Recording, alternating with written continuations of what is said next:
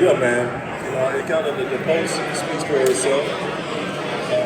But man, obviously not having a lot of resources and being a kid, Section 8, like most football players, and a lot of people in this world, man, just never give up, always just come through.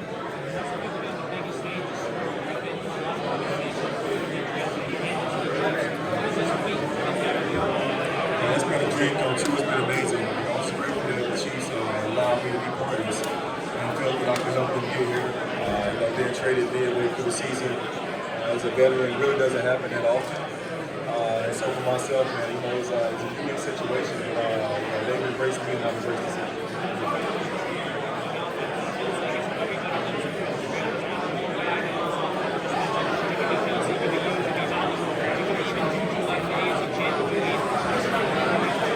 Man, it's beautiful. That's why we win. I've been on offenses before. There's a number one receiver. And I've been that number one receiver, and I haven't won. And it's funny because my grandfather and I, we always watch football. We're like, man, most Super Bowl teams don't have like just one guy that they get the ball to, but they spread it around, and that's the reason that these guys are here.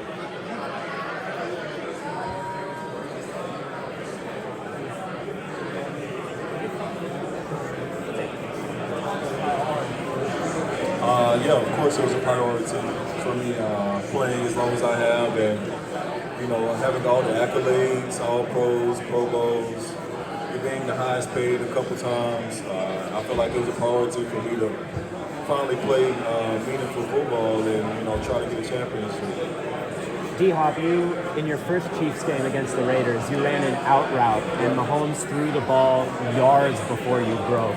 Did that play surprise you a little bit? How did you get on the same page so quickly? Man, it did surprise me, because that was my first game, and that was a play that we needed to get some points before halftime. And for me, it surprised me that these guys trusted me to go out there and make a play like that early, joining the team, not even having 2 practices under my belt.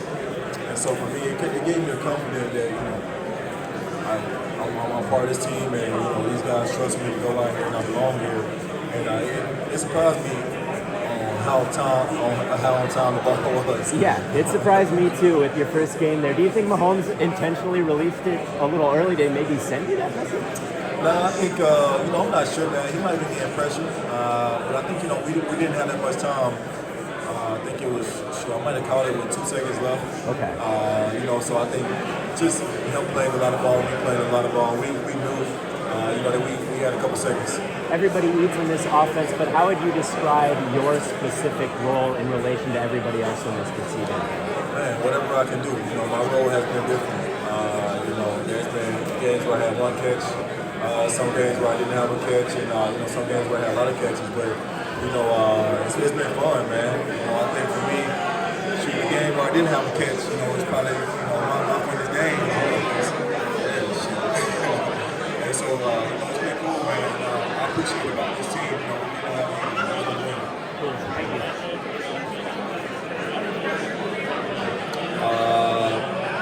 Not really. I've been the number 1 receiver, the highest paid, and I've been on teams as you can look up and you had a couple catches. So like a couple is in like 2 or 1. And so for me, I wouldn't say I'm used to it, but I'm not the kind of receiver who's a diva or care about having catches. I just want to win. Andy Reid talked about after the AFC Championship, you had a smile a mile wide. Let's talk about the emotions, knowing that you guys got the win and you're going to Super Bowl. Exactly. It's unique because everyone enjoys each other's success, and winning that game meant a lot. Obviously, I knew I was going to play in the Super Bowl, and it's something that I've never played for, or been in, and I was just very excited to know that I'm playing in the Super Bowl. And it's Thursday. Are you where's the mind, where's the body? Are you chomping at the bit to get out there and just play the game? Of course, but I'm enjoying every day. I'm enjoying every rep at practice and taking it all in and being present.